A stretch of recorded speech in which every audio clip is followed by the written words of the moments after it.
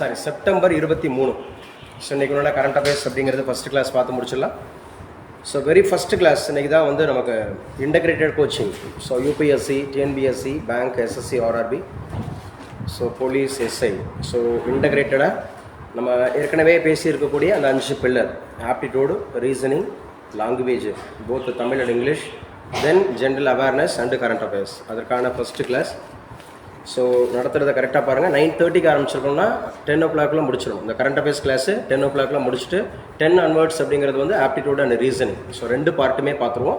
அதுக்கப்புறம் வந்து பார்த்திங்கன்னா ஒரு பிரேக் முடிச்சதுக்கப்புறம் சப்ஜெக்டில் இன்றைக்கி நம்ம டீல் பண்ண போகிறது இந்தியன் பாலிட்டி, இந்தியன் கான்ஸ்டியூஷனில் ஒரு யூனிட் அப்படிங்கிறத ஃபுல்லாக பார்த்துருவோம். ஸோ இது இன்றைக்கி என்ன நடத்துகிறோமோ அது விடியக்கால 5 மணி டெஸ்ட். விடியக்கால 5 மணிக்கு நீங்கள் ஆன்லைனில் எழுதிங்க.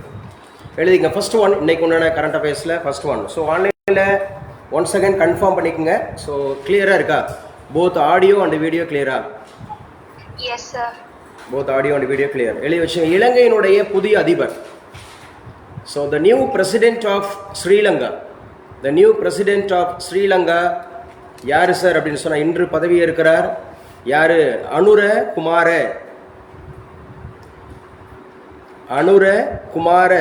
திசா நாயக்க. The new president of Sri Lanka யாரு சார் அப்படி சொல்லி பார்த்தீங்கன்னா Anura Kumara Dissanayake. He is the first president from communist, ஸ்ரீலங்காவினுடைய communist கட்சியினுடைய முதல் அதிபர் அப்படிங்கிற பெயரை பெறுகிறார். அனுர குமார திசா நாயக்க அப்படிங்கிறது. ஸோ எவ்வளோ கேண்டிடேட்ஸ் வந்து இதில் கண்டெஸ்ட் பண்ணாங்க? 38 பேர் கண்டெஸ்ட் பண்ணாங்க. இதுதான் first time in Sri Lankan history. So ஸ்ரீலங்காவில் 38 பேர் அப்படிங்கிறவங்க வந்து பார்த்தீங்க அப்படின்னு சொன்னால் கண்டெஸ்ட் பண்ணாங்க. அதில் அனுர குமார திசா நாயக்க அப்படிங்கிறவர் வெற்றி பெற்றிருக்கிறார். இன்னைக்கு பதவி இருக்கிறார் அப்படிங்கிறத ஞாபகம் வச்சுக்கிறோம். இலங்கையினுடைய புதிய அதிபர் 38 பேர் அப்படிங்கிற மாதிரி போட்டியிட்டதில் முதல் கம்யூனிஸ்ட் அதிபராக இவர் செலக்ட் ஆகிருக்கிறாரு அப்படிங்கிறத ஞாபகம் வச்சுங்க. அடுத்து ஸோ இன்றைக்கி உண்டான கரண்ட் அஃபேர்ஸில் இரண்டாவது மிக முக்கியமான விஷயம் அப்படிங்கிறது வந்து செஸ் ஒலிம்பியாட். நம்ம தொடர்ச்சியாக பார்த்துட்டு இருக்கோம். செஸ் ஒலிம்பியாட் அப்படிங்கிறது எத்தனையாவது? 45வது 45th chess olympiad. Where it is held? Hungary அப்படிங்கிறது ஞாபகம் வச்சுக்கணும். ஹங்கேரியோட கேபிட்டல் என்ன சொல்லி பார்த்தோம்? புடாபெஸ்ட். இந்த புடாபெஸ்ட் அப்படிங்கிறது 45வது செஸ் ஒலிம்பியாட் அப்படிங்கிறது இந்தியாவுக்கு இரட்டை தங்கம். ஸோ அதை பற்றியான கூடுதல் விஷயங்கள் உங்களுக்கு நான் போஸ்டர் அனுப்பியிருக்கேன். ஸோ நம்முடைய டெலகிராம் குரூப்ஸ் அப்படிங்கிறதுல டோட்டலாக நம்ம அனுப்பிச்சு கொடுத்துருக்கோம். டெலகிராம் அண்டு வாட்ஸ்அப் குரூப்பில் அனுப்பிச்சு கொடுத்துருக்கோம். ஸோ அதையும் நீங்கள் அப்டேட் பண்ணிக்கங்க. Chess olympiad. அப்போ செஸ் ஒலிம்பியாட் அப்படிங்கிறது it is also very very important. அப்போ செஸ் ஒலிம்பியாட் அப்படிங்கிறதுல இந்தியாவுக்கு இரட்டை தங்கம் அப்படிங்கிறது கிடச்சிருக்கு. செஸ் ஒலிம்பியாடில் இந்தியாவுக்கு இரட்டை தங்கம். அப்போ செஸ் ஒலிம்பியாடு எங்கே நடக்குது? ஹங்கேரியில் எங்கே நடக்குது? புடாபெஸ்ட் அப்படிங்கிறது. இந்திய ஆடவர் அணி அண்ட் இந்திய மகளிர் அணி. ஸோ ரெண்டுக்குமே ஆண்கள் பெண்கள் ரெண்டுமே தங்கம் அப்படிங்கிறது, இரட்டை தங்கம் அப்படிங்கிறத சொல்லியிருக்காங்க. புடாபெஸ்ட் அப்படிங்கிறது ஞாபகம் வச்சுக்கணும். ஹங்கேரி ஞாபகம் வச்சுக்கணும். 45வது செஸ் ஒலிம்பியாடு ஞாபகம் வச்சுக்கணும். 44th செஸ் ஒலிம்பியாடு எங்கே நடந்துச்சு? சென்னையில் மகாபலிபுரத்தில் நம்ம தான் நடத்தணும். தமிழ்நாடு தான் நடத்துனாங்க. இந்தியா நடத்துச்சு, இந்தியாவோட தமிழ்நாடு நடத்துச்சு. தமிழ்நாட்டில் சென்னையில் மகாபலிபுரத்தில் நடத்துனாங்க அப்படிங்கிறத ஞாபகம் வச்சுங்க. அப்போ இலங்கையினுடைய புதிய அதிபர் யாரு? Anura Kumara Dissanayake. Which category C belongs to? முதல் கம்யூனிஸ்ட் அதிபர் அப்படிங்கிறத சொல்லியிருக்கிறாங்க. ஸோ அடுத்து செஸ் ஒலிம்பியாட் இந்தியாவுக்கு இரட்டை தங்கம் அப்படிங்கிறத பேசிட்டோம். அடுத்து எழுதி வச்சுங்க. இந்தியா முதல் வெற்றியை பதிவு செய்திருக்கு. எதில் அப்படி சொன்னால் பங்களாதேஷுக்கு எதிரான முதல் டெஸ்ட் கிரிக்கெட் அப்படிங்கிறது சென்னையில் நடைபெற்று வந்தது. பங்களாதேஷுக்கான முதல் டெஸ்ட் கிரிக்கெட் அப்படிங்கிறது ஆக்சுவலாக சென்னையில் நடைபெற்று வந்தது. அதில் முதல் வெற்றியை இந்தியா அப்படிங்கிறது பெற்றிருக்கிறது அப்படிங்கிறத ஞாபகம் வச்சுக்க. So India owns the first test against Bangladesh in Chennai. Bangladesh சுதந்திரம் பெற்ற ஆண்டு இது 1971. பங்களாதேஷ் முன்னாள் பிரதமர் யார்? ஷேக் ஹசீனா எந்த கட்சி? சரியா, அவாமி லீக் கட்சி. இப்போ யார் பொறுப்பில் இருக்கிறார்? முகமது யூனுஸ் கான். இந்த முகமது யூனுஸ் கான் ஏற்படுத்திய வங்கியோட பேர் என்ன? கிராமின் பேங்க். அப்போ Gramin bank when it was started? 1984. 1984 இறந்த பிரதமர் யார்? இந்திரா காந்தி. 1984 எந்த நகரத்தில் ஒரு மேசர் நடந்துச்சு? போபால் விசவாயு கசிவு. போபால் விசவாயு கசிவு அப்படிங்கிறது வந்து போபால் அப்படிங்கிறது எந்த ஸ்டேட்டோட ஹெட் குவார்ட்டர்ஸ்? மத்திய பிரதேஷ். அப்போ அது எந்த நிறுவனத்தில் நடந்துச்சு? யூனியன் கார்பைடு அப்படிங்கிற நிறுவனத்தில் நடந்துச்சு. அப்போ யூனியன் கார்பைடு அப்படிங்கிற எந்த வருஷம் நடந்துச்சா? 1984 நடந்துச்சு. அப்போ கிராமீண் வங்கி தோற்றுவிக்கப்பட்டது எப்போ? 1984. ஸோ 19 எப்போ அவர் நோபல் பிரைஸ் வாங்கினார்? 2006. இந்த 2006 அப்படிங்கிறத கூட எடிஷனலாக ஞாபகம் வச்சுக்கலாம். தமிழ் கற்கும் சட்டம் இந்த வருஷம் தான். தமிழ் கற்கும் சட்டம், தமிழ் லேர்னிங் ஆக்ட். தமிழகத்தில் அனைத்து கல்வி நிலையங்களிலும் தமிழ் கட்டாயமாக கற்றுத்தரப்பட வேண்டும் அப்படிங்கிறதுக்கு ஒரு சட்டம் கொண்டு வந்தாங்க. அது 2006 தான். தமிழ் லேர்னிங் ஆக்ட், தமிழ் கற்கும் சட்டம் 2006 அப்படிங்கிறத ஞாபகம் வச்சுக்கோம். அதே 2006 அப்படிங்கிறத நீங்கள் ஞாபகம் வச்சுக்கணும். எவர் கிரீன் ரெவல்யூஷன், டாக்டர் மன்மோகன் சிங் அவரோட பீரியடில் எவர் கிரீன் ரெவல்யூஷன் அப்படிங்கிறது டாக்டர் MS சுவாமிநாதன் அவர்கள் கொண்டு வந்தாங்க 2006. கிரீன் ரெவல்யூஷன் அப்படின்னு சொன்னாவே ஃபர்ஸ்ட் கிரீன் ரெவல்யூஷன்ங்கிறது 1965-66 65-66. அப்போ ரெண்டாவது அப்படிங்கிற போது 2006 தமிழ் கற்கும் சட்டம் 2006. சரியா? நோபல் பரிசு முகமது யூனுஸ் கான் வாங்கினது 2006 அப்படிங்கிறத ஞாபகம் வச்சுங்க. முக்கியமானது இன்னைக்கு உண்டானதுல. அடுத்து இன்னைக்கு உண்டான செய்தித்தாளர் இடம்பெற்றிருக்கக்கூடிய மூன்றாவது மிக முக்கியமான நடப்பு நிகழ்வுகள், போட்டித் தேர்வுக்கு தேவையான நடப்பு நிகழ்வுகள் மட்டும்தான் நம்ம டிஸ்கஸ் பண்ணிருக்கிறோம். அதை கொஞ்சம் கூடுதல் பொது அறிவு தகவலோட. சென்னை கிண்டி ரேஸ் கிளப், சென்னையில் கிண்டியில் ரேஸ் கிளப்பில் 118 ஏக்கரில் 118 acres Chennai Guindy race club green park அப்படிங்கிற பசுமை பூங்கா அப்படிங்கிறது தொடங்குறாங்க. கிரீன் பார்க் அப்படிங்கிற பசுமை பூங்கா, கிரீன் பார்க் அப்படிங்கிற பசுமை பூங்கா அப்படிங்கிறது தொடங்கப்படுகிறது. எங்க சார் அப்படி சொல்லி பார்த்தீங்கன்னு சொன்னால், எங்க சொன்னேன்? சென்னை கிண்டி ரேஸ் கிளப்ல. எத்தனை ஏக்கர்ல? 118 ஏக்கர்ல.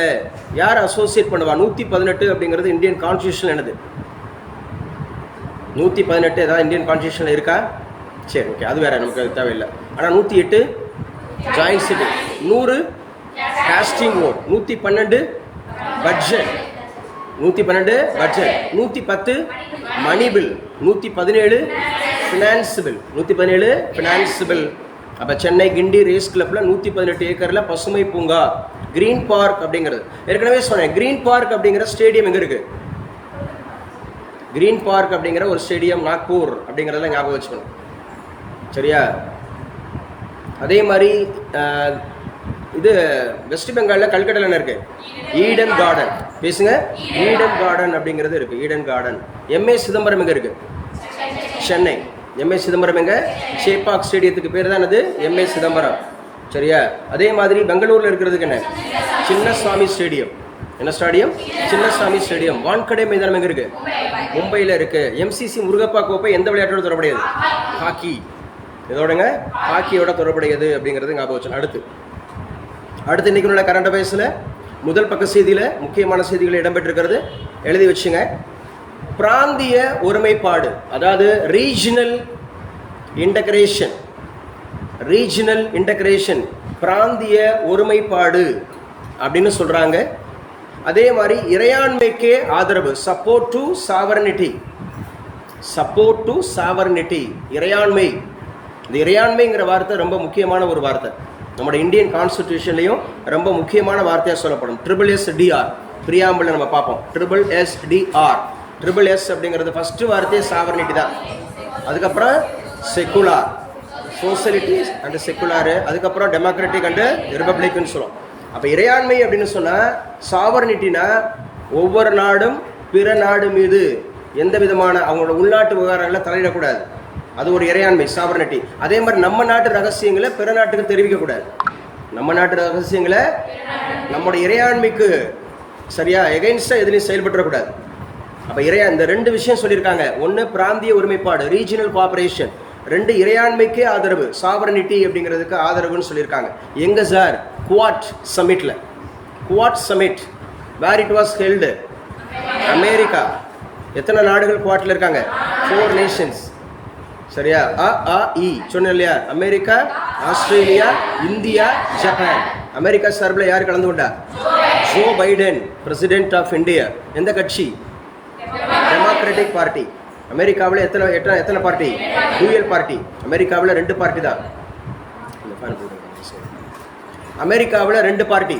அமெரிக்காவில் 2 பார்ட்டி. அதான் அதுக்கேற்ற மாதிரி அட்ஜஸ்ட் பண்ணி உட்காந்துங்க. அந்த ஃபேனுக்கு ஏற்ற மாதிரி அட்ஜஸ்ட் பண்ணி உட்காந்துங்க. டெமோக்ராட்டிக் பார்ட்டி அப்படிங்கிறது ஞாபகம் வச்சுங்க. It is also very very important. Joe Biden கலந்துக்கிட்டாரு அமெரிக்காவில இருந்து. ஆஸ்திரேலியால இருந்து யார் கலந்துக்கிட்டார்? Anthony Albanese. Anthony Albanese, prime minister of Australia. ஜப்பான்ல இருந்து யார் கலந்துக்கிட்டா? ஃபுமியோ கிஷிடோ. இன்னைக்கு ரெண்டு டெஸ்ட் சொல்லியிருக்கேன். கரண்ட் அஃபேர்ஸ் வந்து பார்த்தீங்கன்னா லாஸ்ட் 1 வீக், செப்டம்பர் மாதத்தினுடைய கடந்த வாரம், போன வாரம் 1 வீக் அந்த டெஸ்ட்டு. அதுக்கப்புறம் international economic institutions for all competitive exams நேற்று நம்ம பார்த்தோம். இதில் முக்கியமாக பார்த்தோம் ஐஎம்எஃப்னா என்ன, வேர்ல்டு பேங்க்னா என்ன, சார்க்னா என்ன, நாஃப்டானா என்ன, சாப்டானா என்ன, G7 என்ன, G8 என்ன, G15 என்ன, பார்த்தோமா இல்லையா? பார்த்தோம். ஸோ இது எல்லாமே உங்களுக்கு டெஸ்ட்டு சொல்லியிருக்கேன். உங்களுக்கு டெஸ்ட்டு இன்றைக்கி இருக்கும் கிளாஸில். இடையில ஒரு டெஸ்ட் இருக்கும், ஒரு 20 நிமிஷம் குயிக் டெஸ்ட் இருக்கும். அப்போ கரண்ட் அஃபேர்ஸ் கரெக்டாக ஒரு 10 முடிச்சிருவேன். ஸோ அதுக்கப்புறம் மேத்தமெட்டிக்ஸ் அண்ட் ரீசனிங் இருக்கும். அதுக்கப்புறம் வந்து ஒரு சின்ன பிரேக் எடுத்து ஒரு டெஸ்ட் வச்சுக்கோங்க. இல்லை டெஸ்ட் வச்சு பிரேக் எடுத்துங்க. பிரேக் எடுத்துட்டு அதுக்கப்புறம் இந்தியன் பாலிட்டியில் நமக்கு இன்றைக்கி framing of Indian constitution overall UPSC ஸ்டாண்டர்டில் ஒட்டுமொத்த டீட்டெயில்ஸும் பார்த்துருவோம். அது நாளைக்கு டெஸ்ட், விடியக்கால 5 மணிக்கு டெஸ்ட்டு. இப்போ பிராந்திய ஒருமைப்பாடு, இறையாண்மைக்கு ஆதரவு அப்படிங்கிறது எங்கே சொல்லப்பட்டிருக்கு? குவாட்ல எத்தனை நாடுகள்? 4 நாடுகள். எந்தெந்த நாடுகள்? America, Australia, India, Japan. America அப்படிங்கிறதுடைய பிரசிடென்ட் யாரு? Joe Biden. இப்போ யார் ஸ்ரீலங்காவோட பிரசிடென்ட் யாரு? அனு. ஸோ திசா நாயக்க அப்படிங்கிறது ஞாபகம் வச்சுங்க. ஸோ ரொம்ப ரொம்ப முக்கியமானவர். ஸோ கம்யூனிஸ்டில் முதல் நபர் அப்படிங்கிற மாதிரி சொல்லப்படுகிறது. ஸோ இதுவும் நல்லா ஞாபகம் வச்சுக்கணும். ஸோ எங்கே 118 ஏக்கரில் பசுமை பூங்கா? சென்னை, கிண்டி, அந்த மாதிரி ரேஸ் கிளப் அப்படிங்கிறதுல ஞாபகம் வச்சுங்க. அடுத்து எழுதி வச்சுங்க. ஸோ இன்றைக்கு உள்ள கரண்ட் அஃபேர்ஸ் ரொம்ப முக்கியமானது. தடயவியல் துறை, ஃபாரன்சிக் அப்படிங்கிற டிபார்ட்மெண்ட்டில், தடயவியல் துறை, ஃபாரன்சிக் டிபார்ட்மெண்ட். தடயவியல் துறை அப்படிங்கிறது நம்ம சிபிஐயோட ஒரு விங்கில் இருக்கும். சிபிஐ அப்படின்னு சொல்லக்கூடியதில் தடயவியல் அப்படிங்கிறது துறையில் கூடுதல் பணியாளர்கள், அடிஷ்னல் அந்த மாதிரி இருக்கக்கூடிய ஆஃபீஸர்ஸ் வில் பி அப்பாயிண்டட், நியமிக்க உத்தரவு அப்படிங்கிற மாதிரி சொல்லியிருக்காங்க. தடயவியல் துறையில் கூடுதல் பணியாளர்களை நியமிக்க உத்தரவு. ஃபாரன்சிக் லெபார்டரி, ஃபாரன்சிக் சயின்ஸ், தடயவியல், ஃபாரன்சிக் டிபார்ட்மெண்ட். ஸோ சிபிஐயில் ஒரு முக்கியமான துறை அப்படிங்கிறது ஃபாரன்சிக். சிபிஐயில் முக்கியமான துறை எதுப்பா? ஃபாரன்சிக் அப்படிங்கிறது ஞாபகம் வச்சுக்கணும். ஸோ ஃபாரன்சிக் அப்படிங்கிறது ரொம்ப ரொம்ப முக்கியமான ஒரு துறை. இது சிபிஐயில் ரொம்ப முக்கியமான ஒரு துறை. சிபிஐ ஏற்படுத்தப்பட்ட ஆண்டு 1963. சிபிஐயோட தற்போது இயக்குனர் யார்? பிரவீன் சூட். எத்தனையாவது? சரி, எத்தனையாவதுன்னு தெரில. இல்லை பிரவீன் சூட் அப்படிங்கிறது எந்த மாநிலத்தின் முன்னாள் டிஜிபி? கர்நாடகா மாநிலத்தினுடைய முன்னாள் டிஜிபி அப்படிங்கிறது ஞாபகம் வச்சுக்கணும். டிஜிபின்னு expansion, director general of police. டெப்டிலாம் கிடையாது, director general of police, DGP. போலீஸ்லேயே ரொம்ப ஹையஸ்ட் ரேங்க் வந்து இதுதான், டிஜிபி அப்படின்னு சொல்லி. நேற்றுக்கு யார் ஏர்ஷிப் மார்ஷலாக தேர்ந்தெடுக்கப்பட்டா? அமர் பிரீத் சிங் அப்படிங்கிறவர் வந்து ஏர்ஷிப் மார்ஷலாக தேர்ந்தெடுக்கப்பட்டிருக்கிறார். அப்போ யார் நம்முடைய அட்மிரல் அப்படின்னா நேவியில் ஹையஸ்ட் போஸ்ட்? உபேந்திர திரிவேதி, தினேஷ் திரிபாதி அப்படிங்கிறத ஞாபகம் வச்சுக்கணும். ஸோ யார் வந்து பார்த்தீங்க அப்படின்னா நம்முடைய ஜெனரல், அவர் தான் உபேந்திர திரிவேதி. உபேந்திர திரிவேதி, தினேஷ் திரிபாதி, இவருக்கு பேர் அமர் பிரீத் சிங்.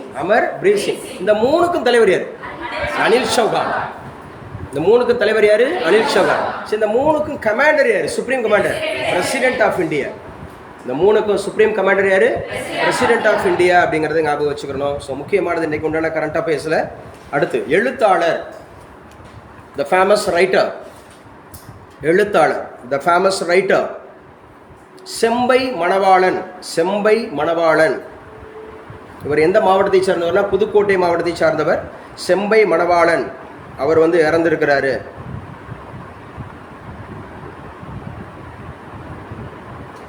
இவர் தமிழ்நாடு அரசினுடைய நிறைய விருதுகளை பெற்றிருக்கிறார்.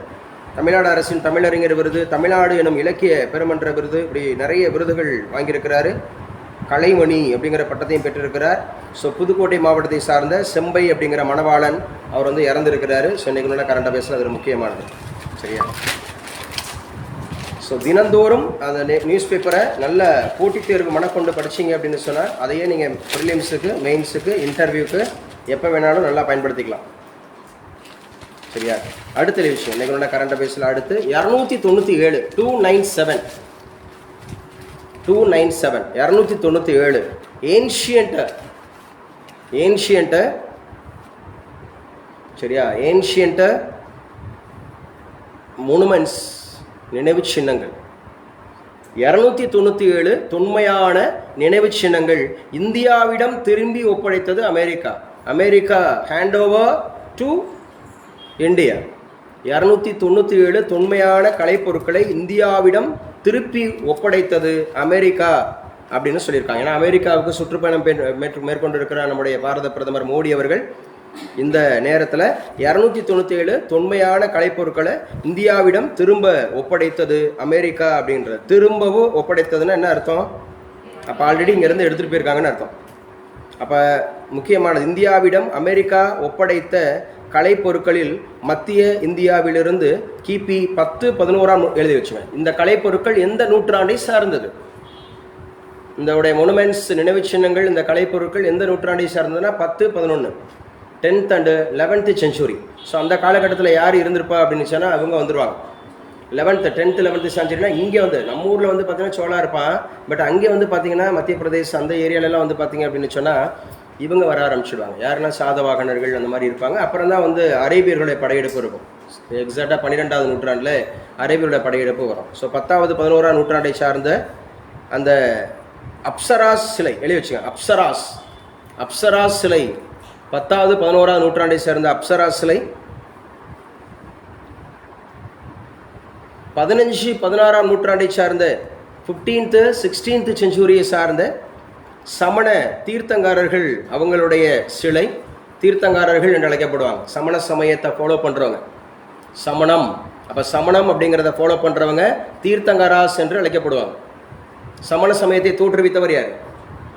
மகாவீரர். சமண சமயத்தை தோற்றுவித்தவர் யாரு? மகாவீரர். மகாவீரர் எத்தனையாவது தீர்த்தங்காரர்? 24வது தீர்த்தங்காரர். எத்தனாவது தீர்த்தங்காரர்? 24வது தீர்த்தங்காரர். அப்போ ஆக்சுவலாக 23 யாரு?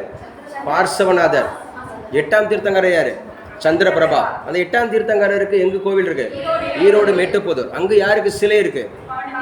பவனந்தி முனிவர். பவனந்தி முனிவர் எதை எட்டினாரு? நன்னூல். நன்னூல் அப்படிங்கிறது எத்தனை இயல்கள்? 2 அதிகாரங்கள் இருக்கு அப்படின்றத ஞாபகம் வச்சணும். ஸோ அதே மாதிரி தொல்காப்பியம் 3 அதிகாரம். ஒரு அதிகாரத்திற்கு 9 இயல்கள். மொத்த இயல்கள் 29 இயல்கள். 27 27.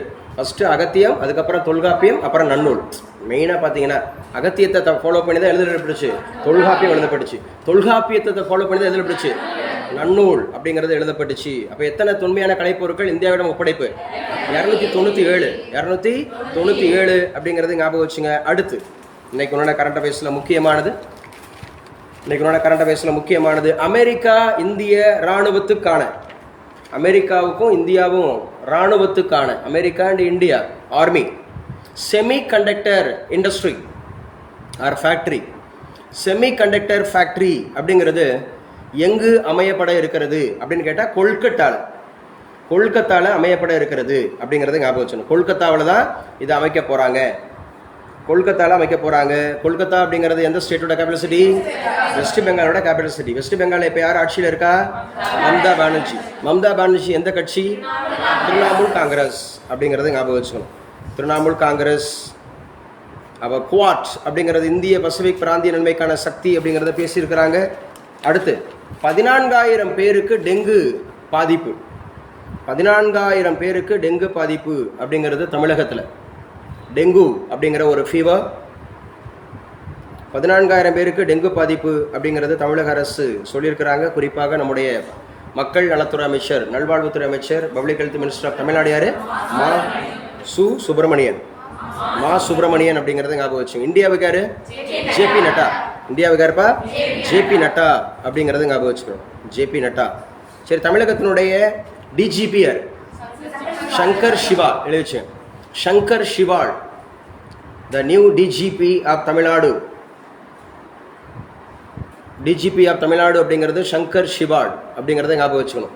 அப்போ யார் வந்து பார்த்தீங்க அப்படின்னு சொன்னால் நமக்கு chief secretary Muruganandam. Muruganandam chief secretary of Tamil Nadu அப்படிங்கிறத ஞாபகம் வச்சுக்கணும். முருகானந்தம். டிஎன்பிஎஸ்சியோட சேர்மன் யார்? பிரபாகரன் ஐஏஎஸ். பிரபாகர ஐஏஎஸ் அப்படிங்கிறத ஞாபகம் வச்சுக்கணும். டிஎன்பிஎஸ்சியோட சேர்மன். டிஎன்பிஎஸ்சி உருவான ஆண்டு இது 1929. 1929. 24ங்கிறது போர்டு. 24ங்கிறது போர்டு வாரியமாக இருந்துச்சு. ஸோ கமிஷனாக மாறினது 29. கமிஷனாக மாறினது 29 அப்படிங்கிறது ஞாபகம் வச்சுங்க, முக்கியமானது. ஸோ அடுத்து என்ன சார் இன்னைக்கு உண்டான கரண்ட் அஃபேர்ஸில் திருப்பதி லட்டு விவகாரம் உங்கள் எல்லாருக்குமே தெரியும். திருப்பதி லட்டு விவகாரம், அதே மாதிரி பஞ்சாமிர்தம், பழனி பஞ்சாமிர்தம், இதுவும் பிரச்சனையில் இருந்துட்டு இருக்கு. ராஜஸ்தான் எழுதி வச்சுங்க. ராஜஸ்தானில் ஒரு மணி நேரத்தில் 5 லட்சம் மரக்கன்றுகள் ஸோ பிளான்டிங் பண்ணி ஒரு வேர்ல்டு கின்னஸ் ரெக்கார்டு படிச்சிருக்காங்க. World Guinness record. ஒரு மணி நேரத்தில் 5 லட்சம் மரக்கன்றுகள். எந்த ஸ்டேட்டில்? ராஜஸ்தான். ராஜஸ்தான் கேபிட்டல் சிட்டி எது? ஜெய்ப்பூர். ஜெய்ப்பூரோட நிக்நேம் என்ன? பிங்க் சிட்டி, இளம் சிவப்பு நகரம் ராஜஸ்தான் அப்படிங்கிறது. ஸோ நம்ம ஊர்லேயே ஒரே ஒரு பாலைவனம் இருக்குது. நம்ம ஊரில் ஒரே ஒரு பாலைவனம். பாலைவனத்தோட பேர் தார் டெசர்ட். அந்த தார் டெசர்ட் அப்படிங்கிறது எங்கே தான் இருக்குது? ராஜஸ்தானில் தான் இருக்குது. ராஜஸ்தானில் என்ன மலை இருக்குது? மவுண்ட் அபு. அரவலி ரேஞ்சில் இருக்குது. அரவலி ரேஞ்சில் மவுண்ட் அபு இருக்குது. அந்த மவுண்ட் அபுவில் யாருக்கு கோவில் இருக்குது? சமணர்களுக்கு இருக்குது. தில்வாரா கோவில். என்ன கோவில்? தில்வாரா டெம்பிள். தில்வாரா டெம்பிள் அப்படிங்கிறது ஜெயின்ஸோட டெம்பிள். அது தில்வாரா. மவுண்ட் அபு ஆரவல்லியில் இருக்கக்கூடிய மிக உயரமான சிகரம். Highest peak Guru Shikhar. எதுப்பா? குருஷிகார் அப்படிங்கிறது தென்னிந்தியாவில் மிக உயர்ந்தமான சிகரம். The highest peak in south India. Anamudi. என்னங்க? ஆனைமுடி. தமிழகத்தின் மிக உயரமான சிகரம் Doddabetta. The highest peak in Tamil Nadu அப்படிங்கிறது. ஸோ இந்தியாவின் மிக உயரமான சிகரம் காட்வின் ஆஸ்டின். காட்வின் ஆஸ்டின், சரியா? K2 அப்படின்னு சொல்லக்கூடிய காட்வின் ஆஸ்டின் காரகோரம் ரேஞ்சில். ஸோ அப்போ உலகின் மிக உயரமான சிகரம் mount Everest. Mount Everest. Mount Everest எங்கே இருக்கு? நேபாளில் இருக்கு. மவுண்ட் எவரெஸ்ட் எங்கே இருக்கு? நேபாளில் இருக்கு. மவுண்ட் எவரெஸ்ட் எவ்வளோ உயரம்? 88.48.86 மீட்டர். 8848. 8848 மீட்டர் அப்படிங்கிறது ஆல்டிடியூட் அப்படிங்கிறது ஞாபகம் வச்சுக்கணும். அப்போ எந்த மாநிலத்தில் ஒரு மணி நேரத்தில் 5 லட்சம் மரக்கன்றுகள்? ராஜஸ்தான் அப்படிங்கிறது. ராஜஸ்தான் அப்படின்னு சொன்னாவே நம்ம முக்கியமாக ஞாபகம் வச்சுக்கணும் இந்த டெசர்ட் அப்படிங்கிறது ஞாபகம் வச்சுக்கணும். ஸோ ரொம்ப முக்கியமானது. பூரி ஜெகநாதர் கோவில் அப்படிங்கிறது எந்த ஸ்டேட்டில் வருது? ஒடிசா. ரகசிய அறையில் 2ஆம் கட்ட ஆய்வு தொடக்கம் அப்படின்னு சொல்லியிருக்கிறாங்க. ஸோ 2ஆம் கட்ட இந்த தேர்தலில் அதிகமாக சொல்லப்பட்ட ஒரு வார்த்தை தமிழகத்தை சார்ந்த மதுரை மாவட்டத்தை சார்ந்த கார்த்திகேய பாண்டியன் அதிகமாக பேசப்பட்டார். ஸோ அங்கே இருக்கக்கூடிய ரகசியமாக இருக்கக்கூடிய எல்லா பொருட்களையும் தமிழ்நாட்டுக்கு போயிடும் அப்படின்லாம் பேசப்பட்டுச்சு, நிறைய பேசப்பட்டுச்சு. பிஜேபி ஆட்சியை பிடிச்சிச்சு அந்த மாதிரி அடிப்படையில். இப்போ எந்த மாநிலத்தில் தேர்தல் நடக்க போகுது? ஹரியானாவில். எங்கங்க? ஹரியானாவில். எங்கே நடந்து ஒரு கட்ட தேர்தல் நடந்திருக்கு? ஜம்மு காஷ்மீர். ஜம்மு காஷ்மீரில் எத்தனை கட்ட தேர்தல் நடக்க போகுது? 3 கட்ட தேர்தல். முதல் கட்ட தேர்தல் எப்போ நடந்துச்சு? செப்டம்பர் 18 நடந்தது, சரியா? எத்தனை தொகுதிகளுக்கு நடந்தது? 24 தொகுதிகளுக்கு நடந்தது. 24 தொகுதிகளுக்கு நடந்தது. எத்தனை தொகுதிகளுக்கு நடத்தப்படணும்?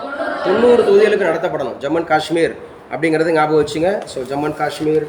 ஸோ நிறைய அந்த மாதிரி அடுத்த கட்ட தேர்தலுக்கான ஸோ பிரச்சாரம் அப்படிங்கிறது நடந்துட்டுருக்கு அப்படிங்கிறத ஞாபகம் வச்சுங்க. ஸோ இதுவும் முக்கியமானது. இந்திய இளைஞர் காங்கிரஸின் புதிய தலைவராக இளைஞர் காங்கிரஸ் யூத் காங்கிரஸ் அப்படின்னுடைய பிரசிடென்ட்டா யூத் காங்கிரஸ் அப்படின்னுடைய பிரசிடென்ட்டாக உதய் பானு சிப் அப்படிங்கிறவர் நியமனம். இவர் எந்த மாநிலத்தை சார்ந்தவர்னா காங்கிரஸ் கட்சியில் Jammu Kashmir. Uday Bhanu Chib he has been appointed as a youth congress president of India.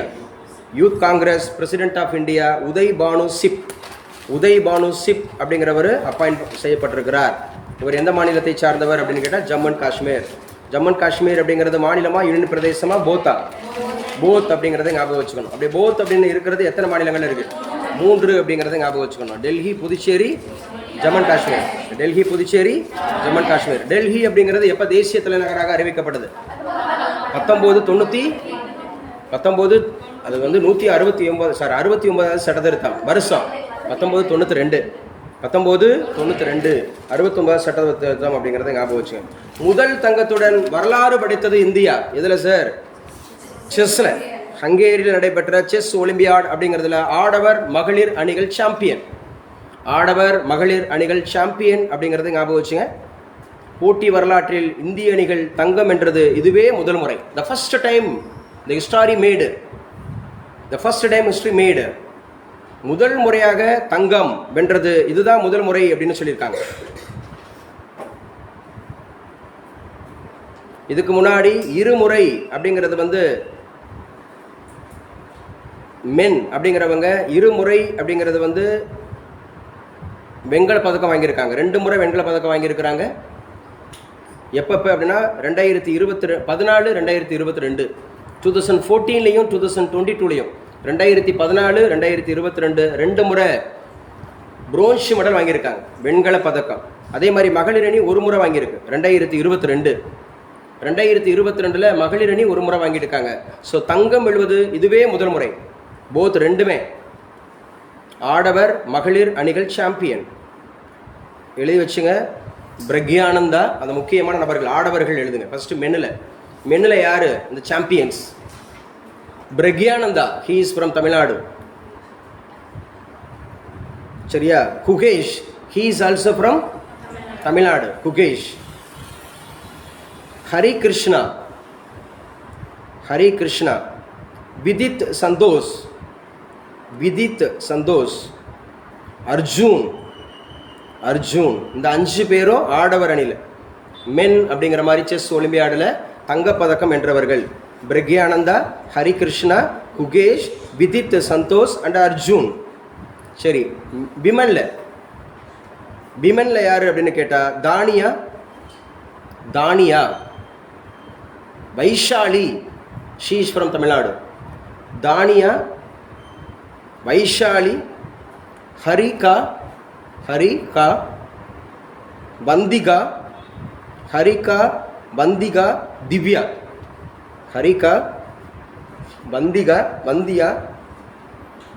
Vanthika, Divya. So இவங்க எல்லாருமே என்ன வாங்கியிருக்காங்க?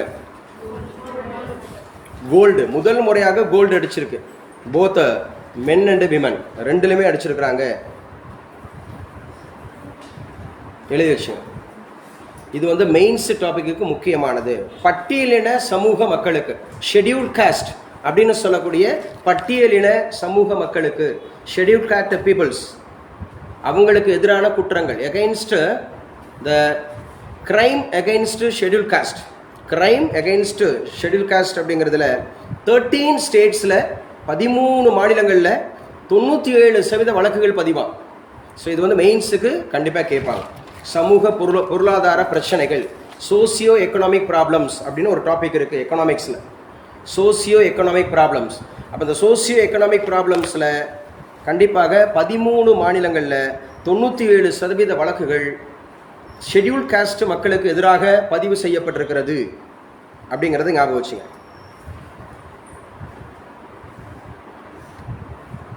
இதில் குறிப்பாக எந்தெந்த மாநிலத்தில் அதிகமாக வருது அப்படின்னு சொன்னால்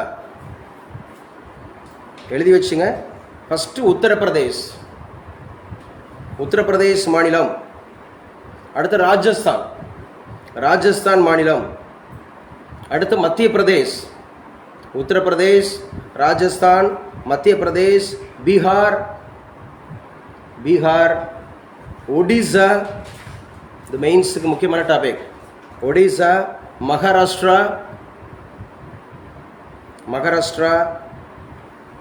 இந்த 6 மாநிலங்களில் மட்டும் 81%. இப்போ இந்த 6 மாநிலங்களில் நீங்கள் ஒரு மைண்ட் செட் பண்ணி வச்சுங்க. இங்கே தான் ஷெட்யூல் காஸ்ட் வந்து அதிகமாக இருக்கிறாங்க. உத்தரப்பிரதேசத்தில் ஷெட்யூல் காஸ்ட் அதிகம், ராஜஸ்தானில் அதிகம், பஞ்சாபில் அதிகம், மத்திய பிரதேசத்தில் அதிகம். மத்திய பிரதேசத்தில் ஷெட்யூல் காஸ்ட்டை விட ஷெட்யூல் ட்ரைப் அதிகம். தெலுங்கானாவில் அதிகம். இதெல்லாம் முக்கியமான மாநிலங்கள் அப்படிங்கிறது. ஸோ இவங்களுக்கு இந்த 6 மாநிலங்களில் மட்டும் 81% வழக்குகள் இருக்குது அப்படின்னு சொல்லியிருக்காங்க. ஸோ இது வந்து மெயின்ஸுக்கு நீங்கள் நல்லா படிச்சிங்க. அடுத்து நேபாளம் அப்படிங்கிற நாட்டில் நிலநடுக்கம், எர்த்குவேக் இன் நேபாள். ஸோ நேபாளோட பிரதமர் யார்? ஷர்மா ஒலி. நேபாளத்தினுடைய பிரதமர் ஷர்மா ஒலி. எவரெஸ்ட் எங்கே தான் இருக்குது? நேபாள் தான் இருக்குது. ஷார்க் எங்கே இருக்குது? நேபாளில் தான் இருக்குது. நேபாளில் எங்கே இருக்குது? காத்மண்டு. ஷார்க் நேற்று பார்த்தோம்ல, ஷார்க் எந்த வருஷம் உருவாக்குனாங்க? 1985. ஷார்க்கில் இடம்பெற்ற நாடுகளின் எண்ணிக்கை 8. கடைசியாக சேர்ந்தது ஆப்கானிஸ்தான் சேர்ந்தது 2007. அடுத்த விஷயம் இஸ்ரேல் மீது ஹிஸ்புல்லா அப்படிங்கிற ஒரு டெரரிசம் குரூப்ஸ். ஹிஸ்புல்லா அப்படிங்கிறது ஞாபகம் வச்சுக்கணும். 100 ராக்கெட்டுகள் அப்படிங்கிறத ஏவி இருக்காங்க. 100 அந்த மகருடைய மிசைல்ஸ், அந்த ராக்கெட் 100 ராக்கெட்ஸ் வீச்சு. ஸோ போர் பதற்றம் இன்னும் அதிகரிச்சிருக்கு அப்படிங்கிறத சொல்ல வராங்க. போர் பதற்றம் அதிகரிச்சிருக்கிறாங்க இஸ்ரேலில். ஹிஸ்புல்லா தீவிரவாதிகள். இஸ்ரேல் அண்டு பாலஸ்தீன் நம்ம நீண்ட நாளாக பேசிகிட்டு இருக்கோம். Israel and Palestine. இஸ்ரேலோட அதிபர் யார்? இஸ்ரேலுக்கு பிரதமர் தான் பெஞ்சமின் நெதன்யாகு. சரியா? ஸோ இஸ்ரேல் அப்படிங்கிறதுனுடைய கேபிட்டல் சிட்டி இது ஜெருசலேம். இஸ்ரேல் அப்படிங்கிறது எப்போ சுதந்திரம் பெற்றது? 1948 அப்படிங்கிறத ஞாபகம் வச்சுக்கணும். ஸோ நம்முடைய காந்திஜி இறந்த வருஷம் இது 1948 அப்படிங்கிறத ஞாபகம் வச்சுக்கணும். அனைத்து தரப்பினருக்கான பொருளாதார வளர்ச்சி. ஸோ இது சொல்லப்பட்டிருக்கு, என்ன சொல்லியிருக்காங்க அப்படிங்கிறத பார்த்துக்கலாம். ஓகேவா? ஸோ இன்றைக்கு ஒன்று கரண்ட் அஃபேர்ஸ் ஓவர். ஸோ சரியாக 10:05 9:35 தான் ஆரம்பித்தோம். 10:05 ½ அன் ஹவர் தான் நான் சொல்லி முடிச்சிட்டேன். அது நோட்டை கொடுப்பா, மெய்யமை கொடுங்க. உங்கள் நோட்டு தான், நீங்கள் வச்சுருக்க நோட்டு. ஏங்க நான் வேகமாக கேட்டுட்டு வரேன். ஸோ அப்படியே சொல்லிட்டு வரலாம். இன்றைக்கி இந்த வருஷத்துலேருந்து என்னென்ன சார் சொல்லியிருக்காங்க, இந்த வாரம் நடத்தப்பட்டது அப்படிங்கிறது, இந்த வாரம் நடத்தப்பட்டதுலேருந்து ஃபுல்லாக நான் கேட்டுட்டு வரேன். ஸோ இங்கேருந்து இருக்கா? ஓகே. ஸோ அப்படியே நான் கேட்டுட்டு வரேன், நீங்கள் சொல்லுங்கள் பார்ப்போம். Special status for Jammu and Kashmir எந்தெந்த விதி சொல்லுவீங்க? 370(35)A. 370(35)A. இந்த 370(35)A எந்த நாள் நீக்கப்பட்டது? August 5, 2019. August 5, 2019 it was cancelled அப்படி சொல்லி பார்க்குறோம். ஒன் நேஷன் ஒன் எலெக்ஷன் எந்த ஆண்டில் இருந்துச்சு? 1967. 1967 இருந்துச்சு அப்படிங்கிறது. யார் அதற்கான கோஆர்டினேட்டர்? ஸோ ராம்நாத் கோவிந்த் எத்தனையாவது பிரசிடென்ட்? 14வது president. Last 1 week current affairs I am recalling. சரியா? ஸோ இது எத்தனை நாடுகளில் இருக்குது? 7 நாடுகளில் இருக்குது. எத்தனை நாடுகளில் இருக்குது? 7 நாடுகளில் இருக்குது அப்படிங்கிறது ஞாபகம் வச்சுங்க. ஸோ ரொம்ப ரொம்ப முக்கியமானது. பங்களாதேஷுக்கு எதிரான முதல் டெஸ்ட் கிரிக்கெட்டில் முதல் டெஸ்ட்டு அந்த இது 100 அடித்தது யார்? அஸ்வின். யாருங்க? அஸ்வின் அப்படிங்கிறது. அவர் அடித்தது எத்தனையாவது இங்கே? 2வது அப்படிங்கிறத ஞாபகம் வச்சுக்கணும். ஸோ ஈடன் கார்டன் எங்கே இருக்குது? கொல்கட்டாவில் இருக்குது. பங்களாதேஷோட கேபிட்டல் எது? டாக்கா. வான்கடை எங்கே இருக்குது? மும்பை. அப்படி எம்ஏ சிதம்பரம் எங்கே இருக்குது? சென்னை அப்படிங்கிறத ஞாபகம் வச்சுங்க. ஸோ கிருஷ்ணகிரி இன்சிடென்ட்டில் எத்தனை கேர்ள்ஸுக்கு வந்து 23 கேர்ள்ஸுக்கு. எத்தனை கேர்ள்ஸுக்கு? 23 கேர்ள்ஸு. எந்த ஆஃபீஸர்? NCC officer. எந்த ஆஃபீஸர்? NCC officer. என்சிசியோட எக்ஸ்பென்ஷன் என்ன?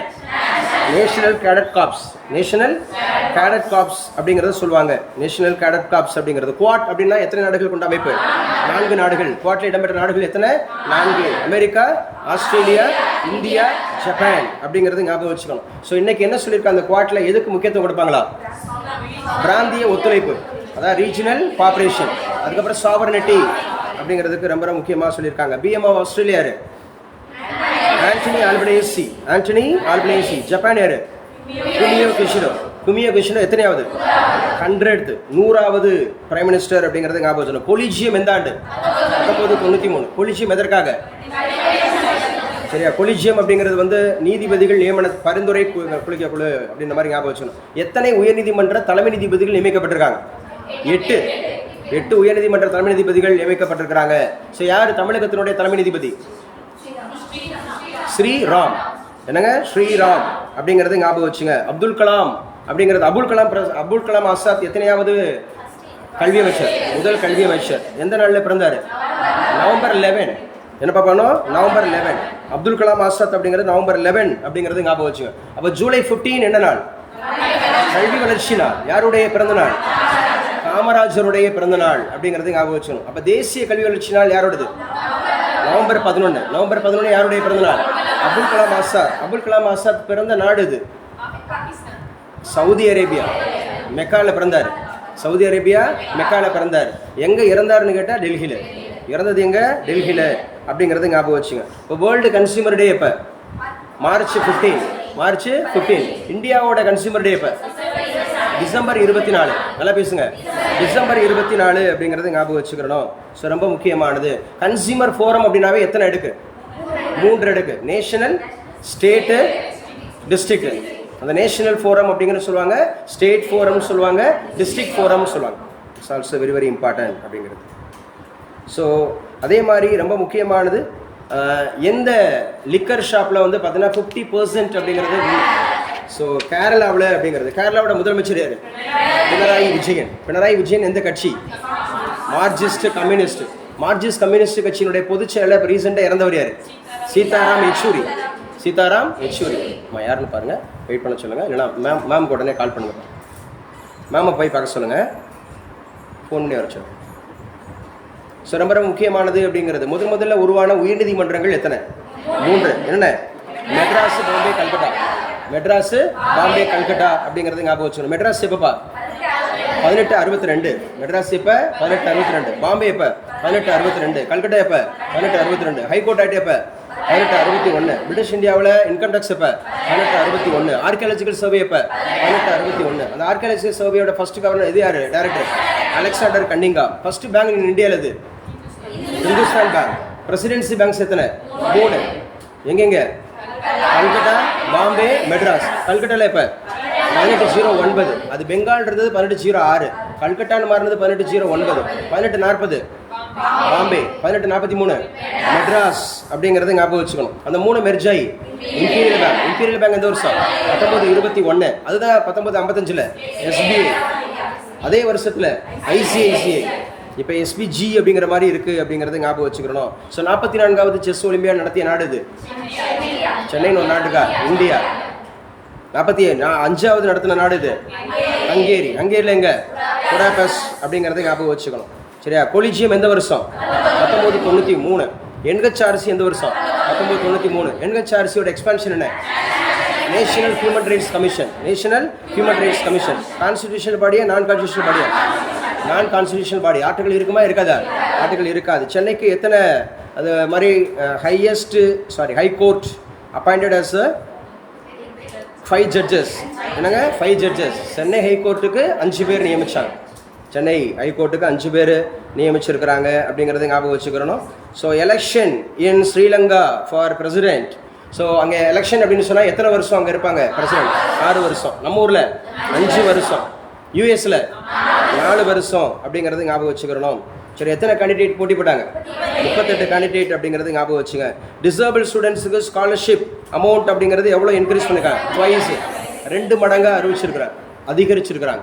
ஃபர்ஸ்ட் டு 5th ஸ்டாண்டர்டுக்கு 1000 2000, 6th to 8th 3000 6000, 9th to 12th 4000 8000 அப்படிங்கிற தமிழக வெற்றி கழகத்தினுடைய முதல் மாநாடு எங்கு நடைபெறுகிறது? விக்கிரவாண்டியினுடைய தற்போதைய சட்டமன்ற உறுப்பினர் யார்? Anniyur Siva. Coconut development board அப்படிங்கிறது எந்த ஊர்? சார் யாரு? நாகராஜன். யாருங்க? நாகராஜன் அப்படிங்கிறது ஞாபகம் வச்சுக்கணும். 200 எலிபென்ட்ஸ் அப்படிங்கிறது எங்கு கொல்லப்படுவதாக அறிவிச்சாங்க? ஜிம்பாவேல. ஏன்? பட்டினி சாவுகளை இது மாதிரி பண்றதுக்காக வைக்கிறதுக்காக. காலிஸ்தான் அப்படிங்கிற படைப்பிரிவு சீக்கியர்களுடைய தனிநாடு கோரிக்கை. வேர்ல்டு பீஸ் டே என்று அனுசரிக்கப்படுகிறது செப்டம்பர் 21 அப்படிங்கிறது ஞாபகம் வச்சுக்கணும். மதர் தெரசாவுக்கு எப்போ கொடுத்தாங்க நோபல் பிரைஸ்? 1979. பாரத ரத்னா எப்போ கொடுத்தாங்க? 1980 அப்படிங்கிறது ஞாபகம் வச்சுக்கணும். ஸோ ரொம்ப ரொம்ப முக்கியமானது. அனில் சௌஹான் அப்படிங்கிறவர் எத்தனையாவது? 2வது. அப்போ முதல் யாரு? அப்போ நம்ம public health minister of India யாரு? ஜேபி நட்டா அப்படிங்கிறது ஞாபகம் வச்சுக்கணும். ஸோ SY குரோஷி அப்படிங்கிறவர் முன்னாள் சீஃப் எலெக்ஷன் கமிஷனர். இந்நாள் chief election commissioner Rajiv Kumar. பேசுங்க. ராஜீவ் குமார் அப்படிங்கிறது ஞாபகம் வச்சுக்கிறணும். ஸோ 8 அந்த high court chief judges are appointed அப்படின்னு சொல்லி பார்த்தோமா? எத்தனை ஹைகோர்ட் இருக்கு இந்தியாவில்? 25. எத்தனை இருக்கு? 25 அப்படிங்கிறது ஞாபகம் வச்சுங்க. முக்கியமானது அப்படிங்கிறது ஞாபகம் வச்சுங்க. ஸோ நியூ ஏர்ஃபோர்ஸ் மார்ஷல் யார்? அமர் பிரீத் சிங். ஆர்மி டே இப்போ ஜான்வரி 15. நேவி டே எப்போ? அக்டோபர் 8. அக்டோபர் 8. ஏர்ஃபோர்ஸ் டே எப்போ? டிசம்பர் 4 அப்படிங்கிறது ஞாபகம் வச்சுக்கணும். அதிசி எந்த மாநிலத்தின் முதலமைச்சராக? டெல்லியோட எத்தனையாவது முதலமைச்சராக? 3வது பெண் முதலமைச்சராக. இந்தியாவில் எத்தனையாவது பெண் முதலமைச்சராக? 17வது பெண் முதலமைச்சராக. 17வது விதி ஆர்டிகல் 17 எதை சொல்லுது? Abolition of eradication of untouchability. Eradication of untouchability 17. 18 eradication of titles. Eradication of titles அப்படிங்கிறது ஞாபகம் வச்சுக்கிறோம். சரியா? ஸ்ரீலங்காவில் பிரசிடென்ட் எலெக்ஷனில் எத்தனை சதவீத வாக்குப்பதிவு நடந்துச்சு? 75%. எத்தனைங்க? 70%. முதல் கட்ட தேர்தல் ஜம்மு காஷ்மீரில் 59%. என்னங்க? 59% அப்படிங்கிறது ஞாபகம் வச்சுங்க. பிரதமர் Modi G 3 days trip to America அப்படிங்கிறது ஞாபகம் வச்சோம். லோக் ஆயுக்தா நேற்று யார் மீது அப்படின்னு மாதிரி சொல்லி பார்த்தோம். எடியூரப்பா எந்த மாநிலத்தில் முன்னாள் முதலமைச்சர்? கர்நாடகா அப்படிங்கிறது. முருகானந்தம் யார்? Chief secretary of Tamil Nadu. Study of cancer என்ன? ஆங்காலஜி அப்படிங்கிறது ஞாபகம் வச்சுக்கணும். ராஜாராம் மோகன் ராய் எதை ஒழிச்சாரு? சதி எப்போ ஒழிச்சாரு? 1829. அந்த பொண்ணு கிளாப் பண்ணுங்க. மேக்ஸிமம் வந்து அப்டேட் பண்ணியிருக்கு பேசுனது. ஸோ நீங்களாம் வெரி ஃபர்ஸ்ட் அப்படியே மேலாப்பில் எழுட்டு போவீங்க. ஆனால் அந்த பொண்ணு எவ்வளோக்கு அந்த பொண்ணு தெரியாமல் இருக்கல இருக்குது. எம்சிசி முருகப்பா எந்த கோப்பையோட இது பண்ணது? ஹாக்கி அப்படிங்கிறது ஞாபகம் வச்சுக்கணும். ஹாக்கியில் தயான்சந்த் அப்படிங்கிறவருடைய பிறந்தநாள் எப்போ? ஆகஸ்ட் 29. ஆகஸ்ட் 29 என்ன நாள்? National sports day. பேசுங்க. National sports day. World river day எப்போ?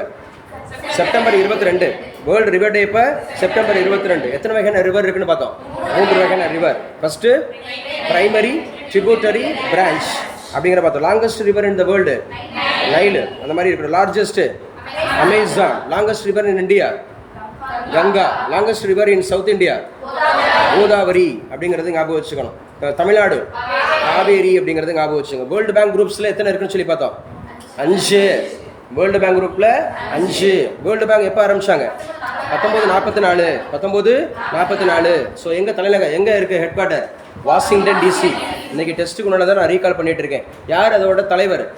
அஜய் பங்கா. யார் 2 பேர் ஃபவுண்டர்?